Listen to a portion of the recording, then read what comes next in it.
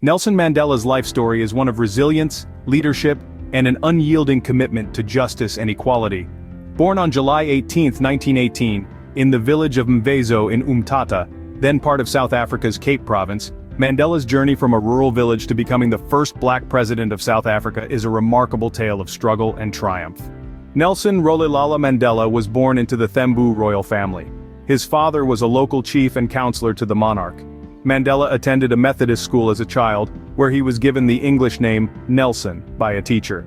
He completed his Bachelor of Arts degree at the University of Fort Hare, an elite black institution in Alice, Eastern Cape, where he met future African leaders like Oliver Tambo and Robert Sobukwe. Mandela's political journey began in earnest when he moved to Johannesburg. There he was exposed to the harsh realities of apartheid, a system of racial segregation that profoundly discriminated against black South Africans. He joined the African National Congress, ANC, in 1944, becoming an active participant in the anti-apartheid movement. In 1952, Mandela and Oliver Tambo opened the first black law firm in South Africa, providing free or low-cost legal counsel to those affected by apartheid legislation.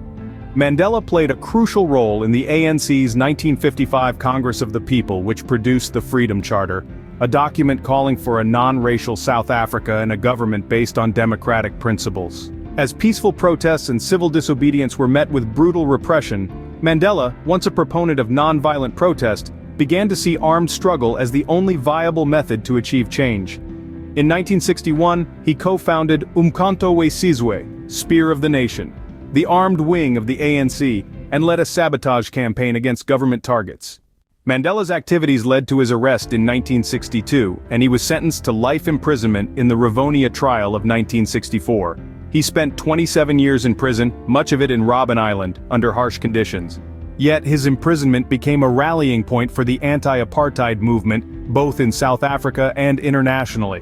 Mandela's release from prison on February 11, 1990, was a pivotal moment in South African history. It marked the beginning of the end of apartheid. Mandela led negotiations with President F.W. de Klerk to dismantle apartheid and establish multiracial elections. In 1993, he and de Klerk jointly won the Nobel Peace Prize for their efforts to end apartheid. In 1994, Mandela became South Africa's first black president, leading a government focused on reconciliation. He emphasized forgiveness and reconciliation in the transition from apartheid to democracy, setting an example not just for South Africa but for the entire world.